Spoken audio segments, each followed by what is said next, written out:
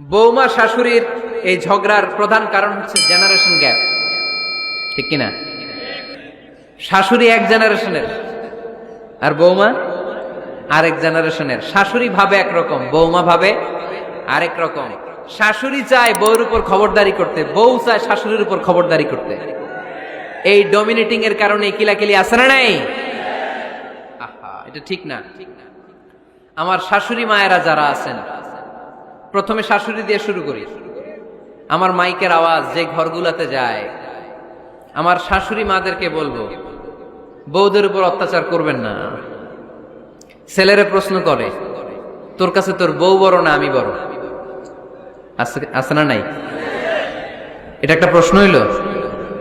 তোর বউ বড় না আমি বড়? দুইজনেই বড়। তো এক ছেলে সুন্দর উত্তর দিছে, আমার কাছে ভালো লাগছে উত্তরটা শুনে। এক মা প্রশ্ন করছে, তোর এতদিন আমি লালন পালন করে বড় করলাম, জীবন যৌবন তোর জন্য শেষ করলাম, আজকে বউ পাইয়া বউ তোর আপন হয়ে গেল? এবার ছেলে উত্তর দিছে, মা, আমার মুখ থেকে মা ডাক শোনার জন্য তুমি কি কষ্টটাই না করছো জীবনে। 10 মাস আমারে পেটে ধারণ করলা, খাইতে পারো নাই, বমি করছো, খালি ওষুধ খাইছো, তোমার পেট কেটে আমারে বের করা হয়েছে, 2 বছর আমারে দুধ খাওয়াইছো, পেশাব পায়খানা পরিষ্কার করেছো।